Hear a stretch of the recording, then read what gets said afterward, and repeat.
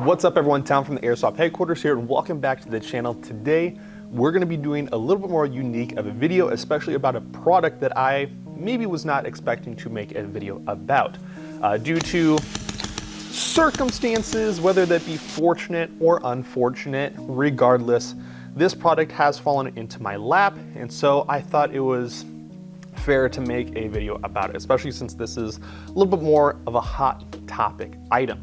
So what I have in my hand is the Wii Galaxy from the G series, because they make a high kappa and a standard 1911 lower system. This one is going to be the Glock style of lower frame paired with the AAP01, otherwise known as the Ruger 2245 series of upper frame assembly. As of right now, I want to make it very clear that we do not have these currently in our inventory due to shipping and production delays. And then going forward, just doing the overview of the product, this is based off of the Ruger 2245 style pistol, which is designed by Ruger for a lower priced competition or beginner shooter platform because it doesn't have a recoil slide assembly. It has a internal slide system so that there's not nearly as much weight going backwards, and everything is pinned in place, making it a very solid option for any type of competitive shooting platform.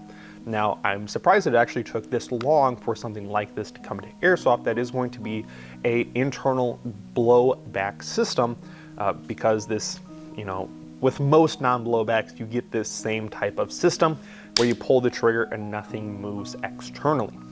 Now, this is super beneficial because of the base that this is designed off of, with it being WeTech as a manufacturer, lots of aftermarket parts and accessibilities, lots of different upgrades for this as well. And it is going to be pretty much a cheaper Action Army AAP01. And already there's a huge big debate between the Action Army and the WeTech Galaxy here. So I'm hoping to shine some light here. I'm gonna let some other people actually represent the Action Army AAP01 and do a comparison of this guy right here. So just basic overview here. So in this final configuration, we have an Ace-Tech Bifrost, which is connected to the end of the barrel here. This is a one-piece slide assembly, a outer barrel paired with some fiber optic front sight, a pin rear sight, some removable and attachable top rail mounted systems, and a bottom rail system here. The very back here, you do have some wings here in order to actuate that internal gas blowback housing. You did see me push this button in order to disassemble it. The very lower here is going to be based off of a Glock series of pistol from WeTech. So it's a very familiar system to anyone that is utilizing the non-licensed Glock systems. Me being a Glock fanboy and Glock consumer, not a huge fan of these ergonomics just because they're not quite what I am 100% used to. Because these are not exactly comparable to the, I mean, they're comparable, but they're not within the same spec as the Elite Force Glock series of pistols, because they are within 1/1000th of an inch to that of the real Glock firearm. But I digress. So with this system specifically, I do have to give it some praise. They featured very great systems on this platform that really make it a really good airsoft pistol system. Like I keep mentioning, that internal blowback unit housing, so there's nothing external that's moving, which means that wear is going to be very minimal. That also means that you can have more consistent shots because this is a pinned barrel system, which means with a normal Glock or with any other airsoft gas blowback pistol, as that entire slide moves backwards, that is going to pivot and move that inner barrel system ever so slightly, especially with, you know, something that has as short of an inner barrel as pistols do. You want to have as much precision as possible, and this system, I believe, is going to be one of the better systems for that, meaning everything is going to be internally moving and everything up here is pinned in place. Overall, I think this is a very good system for what it is. Now, as far as actually functioning and fielding this system, it's not super great. I did get a little bit of gameplay with this, and we do have it HPA tapped, so it does take standard M4 magazines. It prefers the EPM1 style of magazines, which is fine because it's 250 rounds, and it is hooked up to a regulator and a very large Ninja HPA tank, paired with this cool galaxy pattern backpack. So we gave it as appropriate of a loadout as possible. And I was a little bit more ridiculous with my accessories. I did put a 360-degree camera on the side here, and I did have a zoom optic offset with a RMR. And actually, I'm gonna take a minute and build that out for you. So this is what I had it built as down at the arena, and working back behind the counter, building it up. There were a couple of other Speedsoft influenced players down there that were checking out like, what is going on with this? And yeah, admittedly, it is a lot to take in because that is a ridiculous optic paired with a ridiculous camera loadout. There's not really a whole lot of benefits to this other than the fact that this is one of the only optic systems that truly takes up the entire rail system, because they give you so much top rail space. And because everything is internally designed and operated like so, I can fire this and it's not going to impede with any type of action or movement of that slide assembly, like what we see with other type of RMR mounted systems on gas blowback pistols. So if you want to do a crazy system like this, you 100% can. I even had a little micro reflex on the side here. I was running a zoom camera on the left-hand side here. It got really crazy.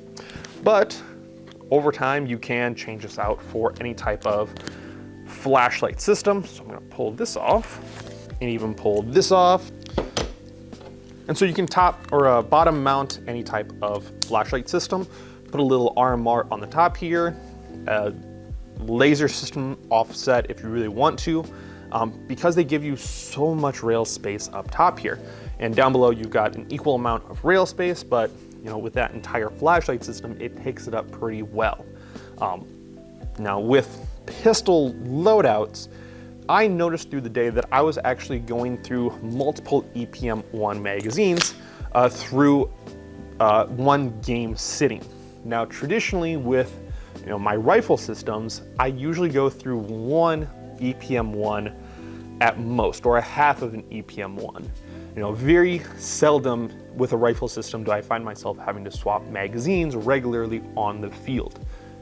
There was one game in particular that, even though it was not a long game, I had to go off the field, reload the 2 EPM1 magazines. So I played the entire game shooting through 3.5 EPM1 magazines. So that's 850 total rounds. That is a very large amount to have to shoot through, which means it's going through a lot of air, which means I'm expending a lot of BBs. Part of that is there are certain situations I found myself having to shoot up to 30 BBs at an individual in order to hit them once. It wasn't a question about whether they were honorable or have integrity. It was just a matter of it took that many BBs to impact a target, even most of the leg sticking out from a distance of only 30 feet. So pistol-based platforms don't allow for a whole lot of accuracy and consistency. You are dumping a lot of rounds without a whole lot of effect, in my personal opinion. Having to take 30 total shots at an individual in order to hit them once is not a good overall system that I can get behind. Some people do, and that's great, that's for you. Versus having a rifle system where I have 3 points of contact: my shoulder, the grip, the rifle. In fact, let me demonstrate.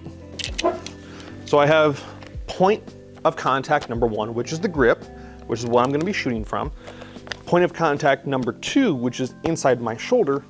Point of contact number 3 is somewhere along the length of the rifle here.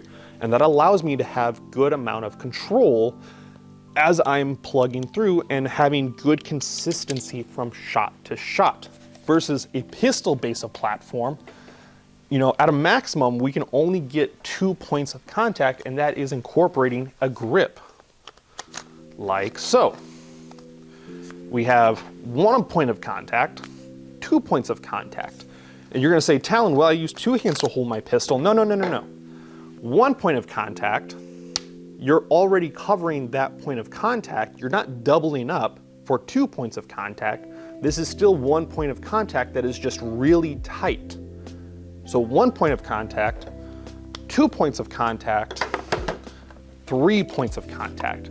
And again, at distances of 30 feet, I can hit targets very consistently. Maybe maxed out at 3 shots, and that's not bragging. That's just saying that with rifle systems, you can be very consistent. In fact, there's a little test that I want to do with the shortest length of inner barrel of rifle system, which is the G&G PRK9S. And that is going to be the shortest inner barrel that will allow us to have 3 points of contact. And then we'll even fold the stock and have 2 points of contact and try to do a shot comparison between 3 points of contact, 2 points of contact, and 1 point of contact. It'll actually be 3, 2, 2, 1, because we'll do 3 and 2 with the rifle, and then 2 and 1 with the pistol. So we're gonna jump over and we're gonna do that real quick. So we've got the Wii Galaxy using 1 point of contact at a distance of 50 feet, aiming center mass.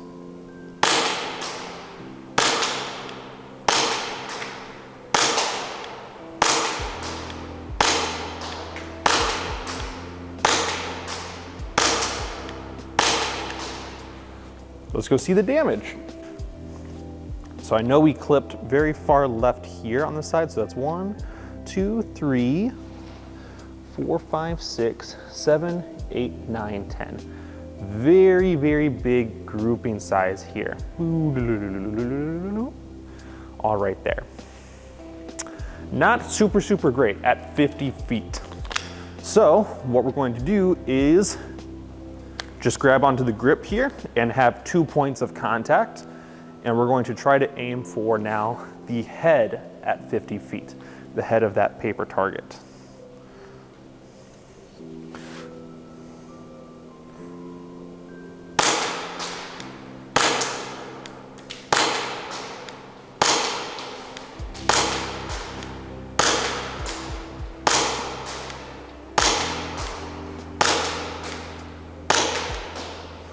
Now it's 10 total shots. We did have 1 flyaway go way over top of the target. So that was 1. 2, 3, 4, 5, 6, 7, 8, 9. And then I think we had a 10th drop down here. So a little bit better relatively. We had most of the shots congregate here in the center versus, you know, when we did a 1 point of contact, it was kind of really all over the place. So that's what we have there. So now we're gonna go to a rifle, the shortest rifle that we have, which is the shortest length of inner barrel. And we're going to do 2 points of contact and then 3 points of contact. And we're going to look at the consistency going from 2 points to 3 points. All right, at the same distance of 50 feet, utilizing folded stock, so 1 point on the grip, 1 point around the folded stock, and don't pay too much mind to the taped battery. That's how we could fit it on there. So, 10 total shots at 50 feet, aiming for center mass.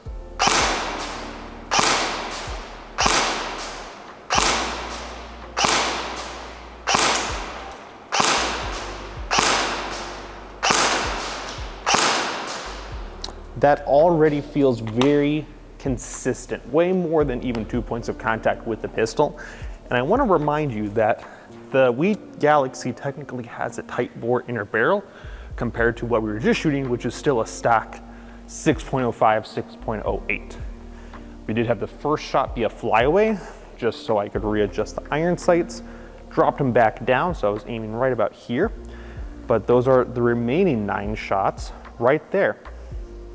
Already way more consistent than the Wii Galaxy with 2 points of contact. Now we're gonna see how much crazier we can get consistency-wise with 3 points of contact. Oh, I'm out. Out of BBs, stand by. We're just gonna inspect the target. All right, so I'm gonna aim for center mass again, try to get those bellies, and that is a clean piece of paper. So nothing has impacted there just yet. All right, 3 points of contact. That was way over. Readjustment.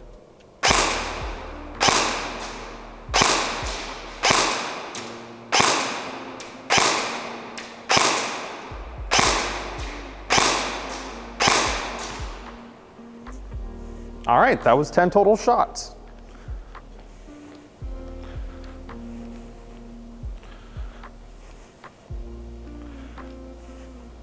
First shot went way over. So again, readjusted. So I was aiming well about here. So we have 1, 2, 3, 4, 5, 6, 7, 8, 9, 10. So after we made the readjustments, the remaining 9 were collected in total here. We had 2 smaller flyaways, so the vast majority of those 10 total shots were collected right here, right about the total width of 1 thumb versus everything else. You know, the 2 points of contact with the rifle system is still bigger in comparison. So I think this proves that 3 points of contact is superior than 2 points of contact, and 2 points of contact is still superior than 1 point of contact. So it really was no surprise to us that a pistol-based platform, like I was saying with that short inner barrel, does not have nearly as much barrel length in order to support that BB flight path with any amount of consistency. And we paired that with one of the shortest barrel AEGs that we currently have available to us, which is the G&G PRK-9S. And comparing those inner barrels, you know, I'm gonna take this Bifrost off so you guys can see, it's not an elongated inner barrel, but this is a tight bore inner barrel, a 6.02 to be an exact. This still is only a 6.08, and comparing where the inner barrels start, just right there, take that out, and then I mean, side by side where that inner barrel is going to start, they are almost identical. The AAP01 is going to be shorter by, I'm going to say, 3 mils. 3 or 4 mils. So there's not a whole lot of difference between the one that we have installed here and this. It's just a matter of fact that we get more consistency from more points of contact. And that helps us be able to have a tighter grouping size as we continue to play. So that in and of itself is debunked. I'm a huge fan of not being overshot, and I'm an even bigger fan of not having to overshoot other people. So I only played with the Wii Galaxy for 1 whole game, and that was all I could handle of it. I just didn't really like the play style, didn't really like the pistol and the different type of styling or how I move with this, but that is how it went. So the end result of the Wii Galaxy AAP01 clone, it's a cool build. It's a great overall system for what it does. However, I truly believe that a lot of people are overselling its performance. So even though we have a bunch of upgrades, I shouldn't say a bunch of upgrades, while we do have some upgrades such as a tight bore inner barrel, a super tight bore inner barrel, and a upgraded hop-up unit inside of here, it still cannot outperform. It has reached the max threshold of what you can get for performance from a pistol-based platform. Even this bare bone stock G&G PRK-9S, this is still going to be a better performance compared to this. You know, regardless of power source, setup, loadout, gate, play style, whatever, the facts are that this is a better performer on paper compared to this. Now, just because it doesn't fit your play style or it doesn't fit your loadout aesthetic, that is all up to you. You can do whatever you want. Just stating the facts, while this is cool and people will suggest it and will run it, don't be missold as to how great it really is. It's not. So that's what I have. And that's coming from a filthy, gross milsimmer. So you can take my word for what it is, and I provide some support, some evidence as to what I am saying. And that is all that I have as far as an overview. It really just comes down to want to get that information out there. We've tested it. There is talk about bringing these in, but we just can't due to that production and that shipping delay. So that is what we have as of right now. It's a cool loadout. It is like, I'm still trying to cover my butt. This is still a great overall system, and I think that it does perform the best of all the pistol systems. But I just think people are getting oversold on it. That's all that I have. So that's it for this video. If you guys have any further questions about pistol loadouts, pistol questions about this guy, rifle comparison stuff, put them down in the comment section below. I'll do my best to answer them, but we're all done here. So you guys take care, stay safe, stay positive, and I'll see you in the next one. Take care.